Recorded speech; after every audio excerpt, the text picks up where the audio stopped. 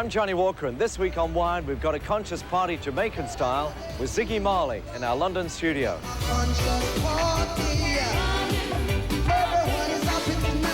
We'll hear from new country artist K.D. Lang. And the honky-tonk angels of country's past, Kitty Wells, Loretta Lynn. And from Patsy Cline, Crazy. I am crazy, crazy for feeling so blue. With a cover of Patsy's classic by the soul group Hot House. They're talking about a revolution, it sounds. Plus, Tracy Chapman talks about a revolution.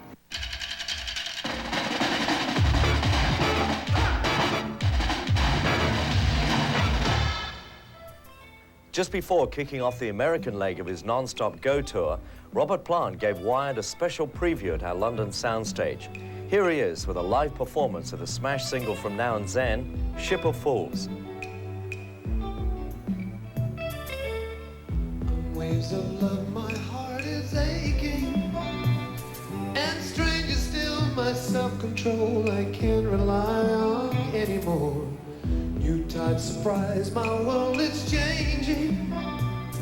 Within this frame, an ocean swells behind the smile, I know it well.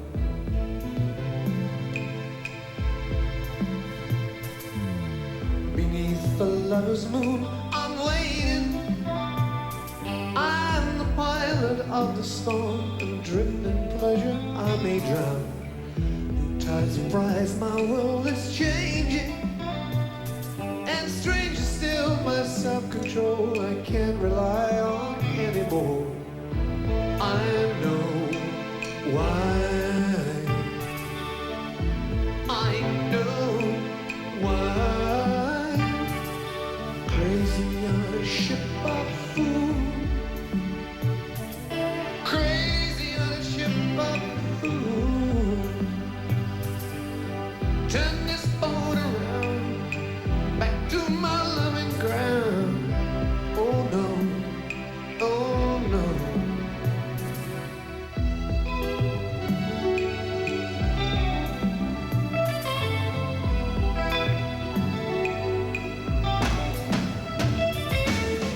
You say that no man is an island, then I'll end up in jeopardy, more distant from you by degrees. I walk the shore in isolation, with my feet eternity, drawing ever sweeter plans for me. I know why. I know why. Crazy on a ship of fools.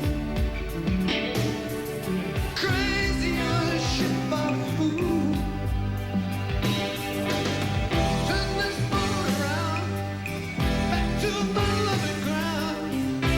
Oh no, oh no.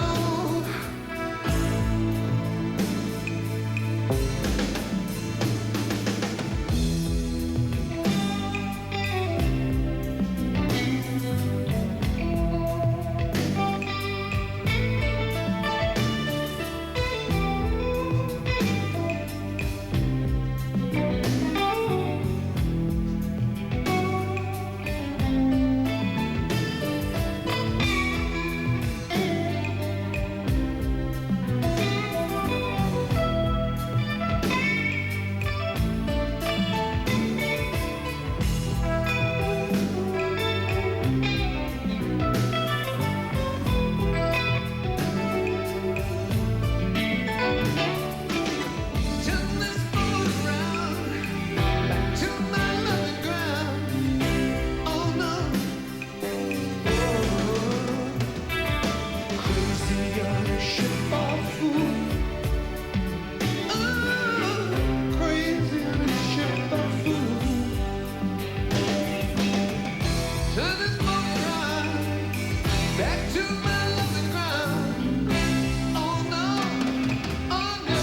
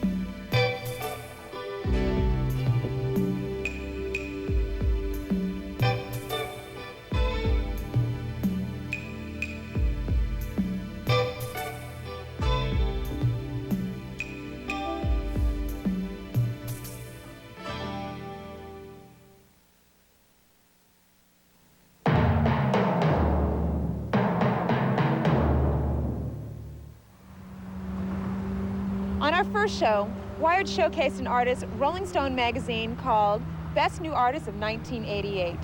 Her hit single, Fast Car, from her debut album has been zooming up the charts. Here she is again with another hit, talking about a revolution, Tracy Chapman.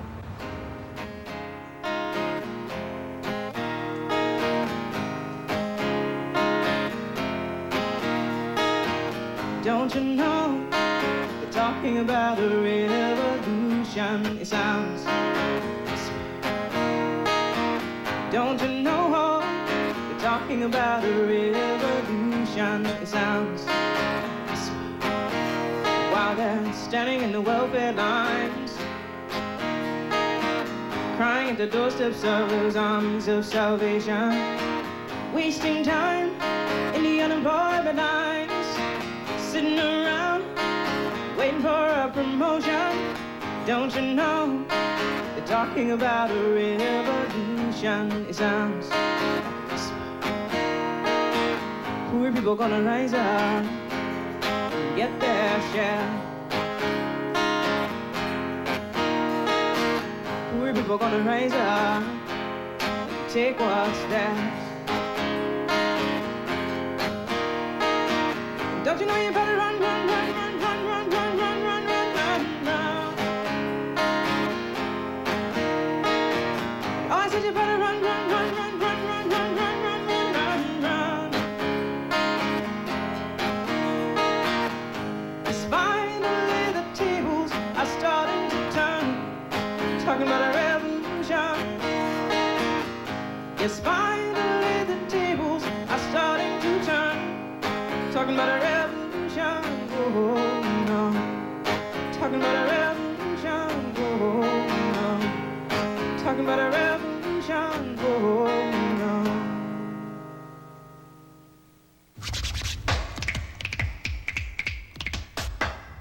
This one is a conscious party. Ziggy Marley is another artist who showcased his debut album on Wired a few weeks back. And there's no doubt he's picked up the torch from Father Bob to carry the music and message of reggae out for all to hear. The LP Conscious Part is riding high on the reggae, R&B and the pop charts. Here he is with the title track, Ziggy Marley. Ironically though, sending out signals of strength and independence while at the same time standing by your man. Wired correspondent Tim Graham spoke to some of the up-and-coming stars of new country music about the contradictions of being a country girl. That you still love me, it's leaving me alone and so blue. Country music has been very guarded and very defensive about coveting the traditional forms and the traditional themes and ideas, but this is the 1980s, late 1980s, and pretty well every hillbilly has a satellite dish, and farms are controlled by computers. I mean, things have progressed so far, plus ideals of basic general public in America has progressed, and I think country music will reflect that. Nashville has really grown up. It's they are signing groups and promoting groups that are very hip. We're coming from all over the country, all parts of the world, and we have a very 80s kind of an image and an outlook, and you know, I think that hopefully the rest of the world will realize that Nashvillians are not necessarily hillbillies. I certainly don't consider myself to be a traditional country artist. Yeah. I don't know how y'all are into country over here. I seem to get the impression that it's about 20 years behind what it's going on over there. Everybody still thinks it's middle-aged men singing about drinking whiskey and cheating on their ever-loyal wives, and the women sing sad songs about waiting for their cheating husbands to come home to their ever-loyal selves. And that ain't what I'm into at all. We were the girls of the 50s, stone rock and rollers in the 60s, and more than our names got changed as the 70s slipped on by. Love was never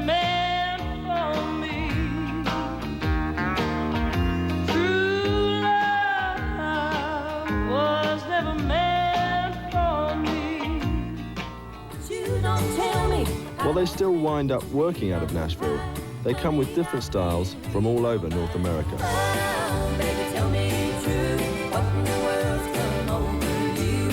Oh, darling, I would do anything to satisfy you, anything. Well, we grew up in Southern California listening to Bob Dylan, the Beatles.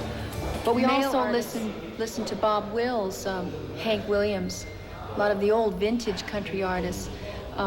And so we went to Nashville with a whole different point of view. I'm from Concert, Alberta, population 650, which is set in the Canadian prairies. It is typically a farming community. It strikes me as classic country, apart from the fact that you're from Canada. Well, see, this is a very bad misconception of Americans and Europeans, is that country music is American, when in fact it is a conglomeration of European music, Mexican music, you know, Irish fiddle tunes, Slavic polkas, and Canadians have those same influences as well. And there's been a country music in Canada as parallel to the Americans, so please don't consider it typically American. I never liked country music. I was raised in Texas. I was always a rock and roller, and then in the late 70s, someone gave me a piano and I started to write. I had never written before. And out came my roots. You know, when I was a little kid, I lived in the country. I raised chickens and, you know, stuff like that. And out came this country music. But by that time, I had been living in New York for 15 years already. So it had a little city in it, it had a little country, it had a little of this. It's really a compilation and a distillation of all kinds of American music. I think we all feel that it's important to hang on to a certain amount of the traditionalists, you know, those who came before us. I think that's very important, and I think that will continue because we all, as new artists, realize the importance of that. Crazy, I'm crazy for feeling so lonely. I am crazy, crazy for feeling so blue.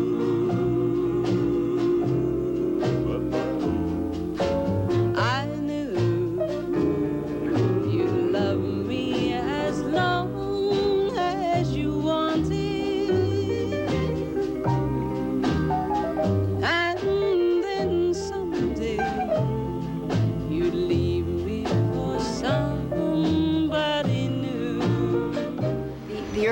Artists in country music had just such an incredible style, and we really enjoyed that music. We grew to love it very much, and our first love has always been country music. Even growing up out in Southern California, even when we were in high school, we sang folk music, which is very close to country music sound. So we've always loved it. I don't wanna play house. I know it can't be fun. I've watched Mommy and Daddy, and if that's the way it's done, I don't wanna play house. It makes my mommy cry. 'Cause when she played house, my daddy said goodbye.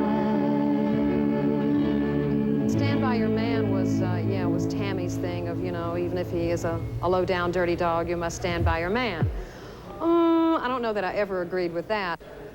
Well, Loretta Lynn influenced me a little bit in as much as she was a writer, and she wrote about very contemporary things. I mean, Loretta came along and wrote about the birth control pill, you know, and nobody would even say the word, and she wrote a song about it, big, huge hit.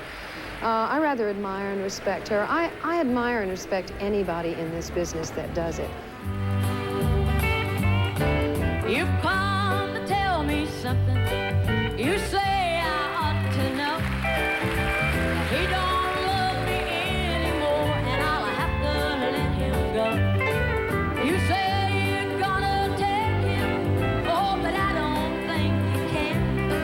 'Cause you ain't want enough to take my man. Again, I was a woman who who had the attitude of a young woman of the 80s, who had been influenced by the Sex Pistols and Johnny Rotten and whoever, and has definitely not tried to repress those influences, but incorporate them in my love with country music. And when your baby starts to step in love, you really lose your mind. In approaching a song lyrically, you can strike a balance between kitsch, humor, and absolute respect and apply it to today's sentiment or today's viewpoints.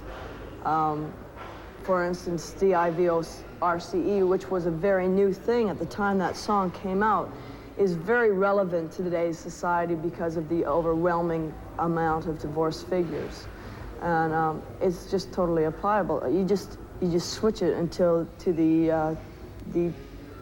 attitude of today, but they're still lyrically applicable. And play another honky-tonk song. I'm going to get myself in big trouble here. Rock and roll, to me, is really a younger form of what it is. It's raging teenage bags of hormones that are wildly out of control, and you scream lyrics that are, I will love you forever and I will die if you leave me. As you get a little older, you probably don't think you will love someone forever, and you know you won't die if they leave you. You'll be brokenhearted, but you will carry on. I think that's the difference. It's just a different set of logic, you know, that you go through. Country music is a little more grown up in theme, but you know, it can rock along pretty good. I think pop music perhaps is a little more narcissistic than country music. Country music definitely deals with the more humanistic qualities and the very direct emotions, and I think that's why we're seeing an upsurge in country music, because there is a need for that humanistic quality in music. When we come back, Katie Lang sings about the children. But the rights of the children have nowhere to stand.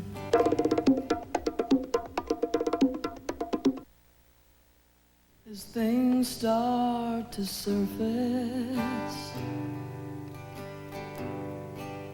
and tears come on down,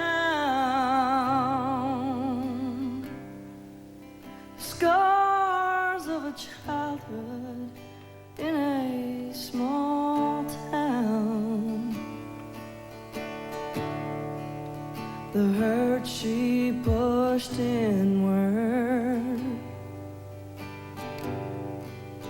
is starting to show.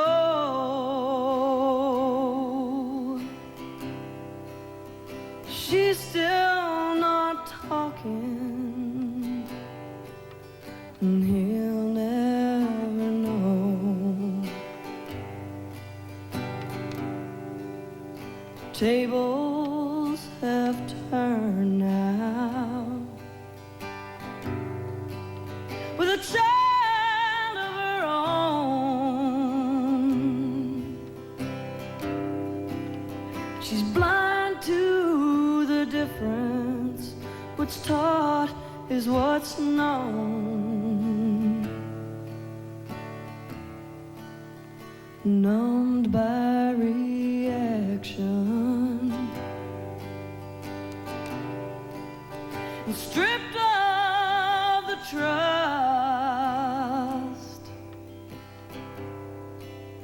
a young heart is broken, not aware that it's just a family tradition.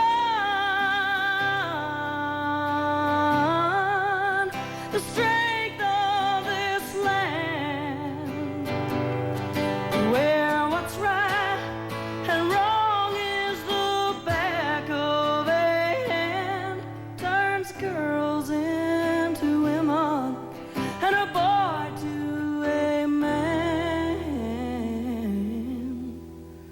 But the rights of the children have nowhere to stand. Well, the rights of the children have nowhere to stand.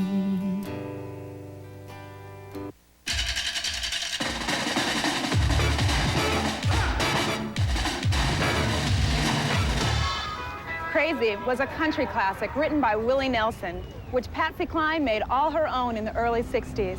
Now, new British group Hot House has come up with a deep soul version of the song, and here they are, Hot House with Crazy.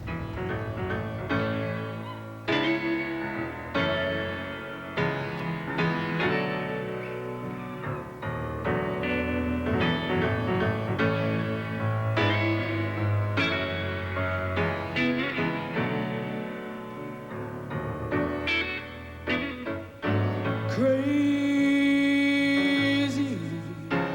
I'm crazy for feeling so lonely.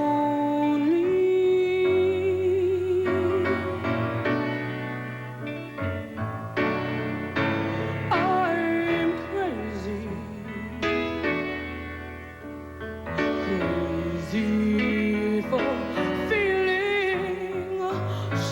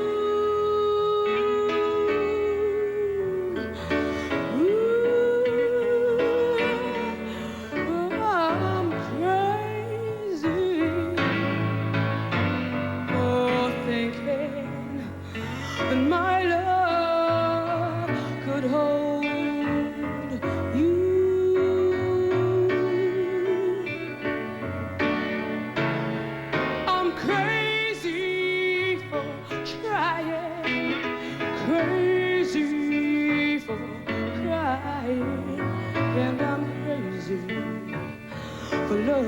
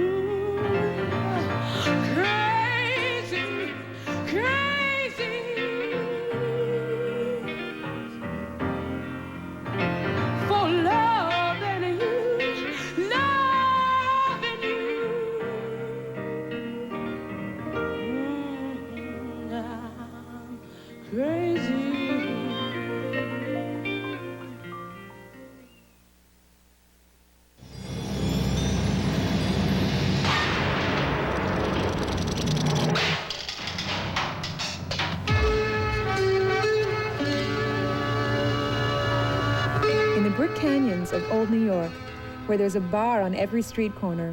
Somewhere here, there's a drink with a Pogue's name on it.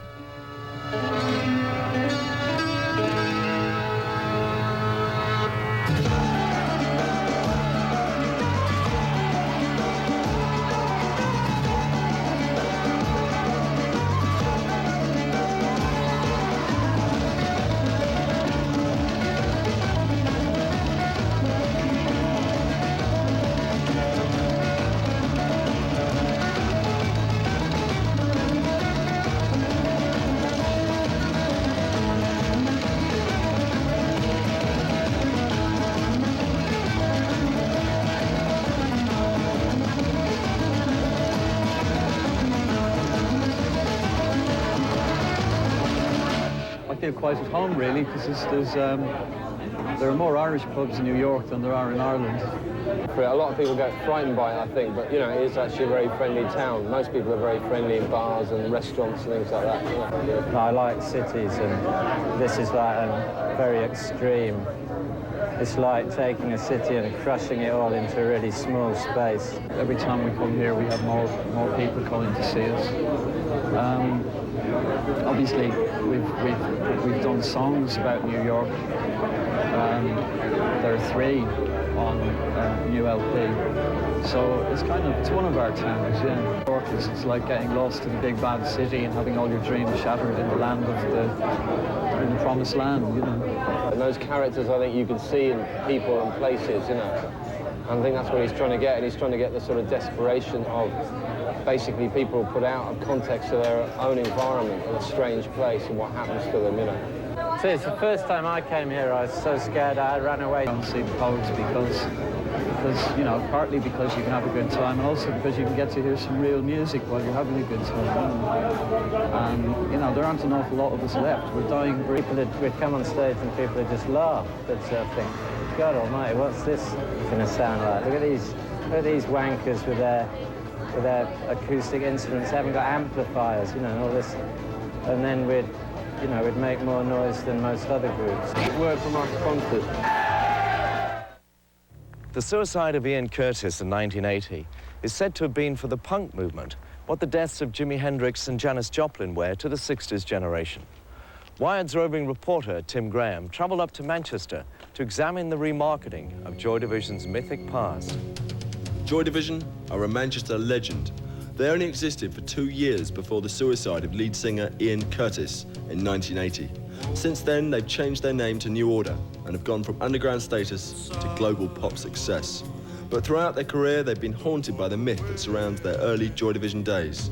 The release of the new compilation album of Joy Division singles, Substance, by their label Factory Records, has attracted the usual controversy. The video to the current re-release of their 1980 single Atmosphere has been accused of exaggerating the myth that already surrounds the group, and Factory have been accused of cashing in on the revered singer's death. Don't walk away. When I hear Atmosphere now or any of the Joy Division music, it's like some weird ache from the past when our achievement in life, individuals' achievement, young people's achievement, was more orientated towards a more abstract ideal, a far more pure ideal of how to achieve some kind of perfection in life. But there was a time with punk, especially the way that some people interpreted that particular ideal, where we really did consider that the latter part of the 20th century and the early part of the next century was going to be more orientated towards an imaginative notion as opposed to a late capitalist notion of achievement, which is what kind of, you know, high-tech equipment you own. In one sense, the success of Joy Division now is going to be done as a yuppie accessory. You know, between Coltrane, Joni Mitchell and, you know, the Christians. As well as working for Granada TV as a newsreader, Anthony Wilson is a founder member and director of Factory Records, a key figure on the Manchester music scene. For a decade now, his non-compromising music business tactics have rubbed the London majors up the wrong way by ensuring that Factory remains independent and in Manchester. For Manchester, we had punk really happening here in a way that, because of its smaller environment and because of this, it had an intensity that it never had in London. You had that in Manchester. It produced Joy Division, the greatest group of their era, Buzzcocks, the greatest punk group, Joy Division, the most important post-punk group. In fact, the most important group since the Sex Pistols to today. Dance, dance, dance, dance, dance to the radio. Dance, dance, dance, dance, dance to the radio. Dance, dance, dance, dance, dance to the radio. Dance, dance, dance, dance, dance to the radio. Oh, I was called out when the going gets tough. Things you burn out, no longer enough. Well, now we just sound, it's all we need to know. Synchronize love to the beat of the show. And we can dance. Dance, dance, dance, dance, dance to the radio. Dance, dance, dance, dance, dance to the radio. Dance, dance, dance, dance, dance.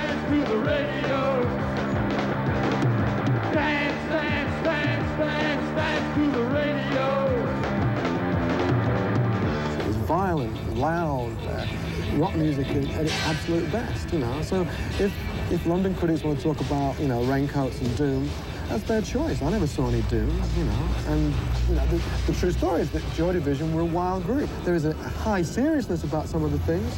If you want to call that doom and gloom, fine. It touches many parts of the body. It touches many parts of the soul.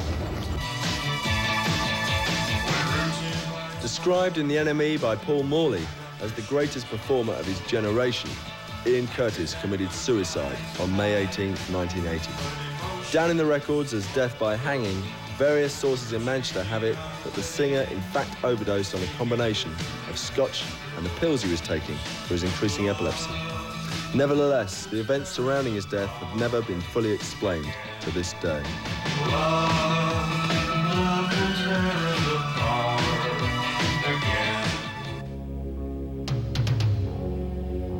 There's a myth about it, the live fast, die young, leave a good-looking corpse and all that, which sort of, you know... There's not many groups do it. There's not many groups do it, no. We thought it was a good gimmick, actually. I'm very surprised he went along with it. No, it's just something that happens. I mean, the Doors and Hendrix and all these classic examples. In a way, it puts an end to something so that people in the future can look back at it and say it started here and finished here. It's sort of like very neat and tidy. I think there's a whole world out there for whom Ian Curtis' mythic role can provide a level of feeling and of whatever that people deserve to have. I mean, all the new people who understand New Order now, maybe in the midst of this world of novelty singles, a little bit of significance and quality and intensity. With this 1988 Quincy Jones remix of the biggest selling 12-inch of all time, Blue Monday, and a BPI award for Best Video for the single True Faith, New Order are a far cry from their days of the ultimate angst-ridden post-industrialist band of the age. I think if anybody's got the same kind of spirit and drive and response to the world as Joy Division now as a young person, they wouldn't go into pop. Because the people that own pop, and we all know who they are, will not allow it to happen. Which is, again, is another tragedy, which is why it's even more poignant to hear Atmosphere. Maybe Atmosphere was genuinely the full stop, the most poignant representation of what young people feel put on record. Maybe that was genuinely the full stop, and maybe now, as we approach the 90s and it's re-released in all this kind of necessary hype, maybe some people will stop and think, yeah, that was the end. That song was the end of pop.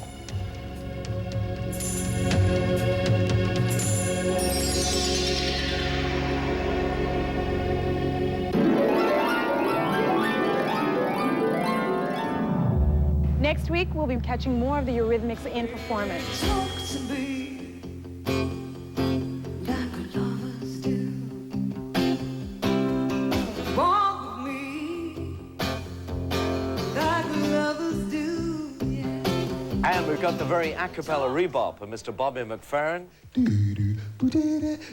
Be happy. Plus a guitar lesson from Stevie Ray Vaughan. And Eric Clapton does it like this.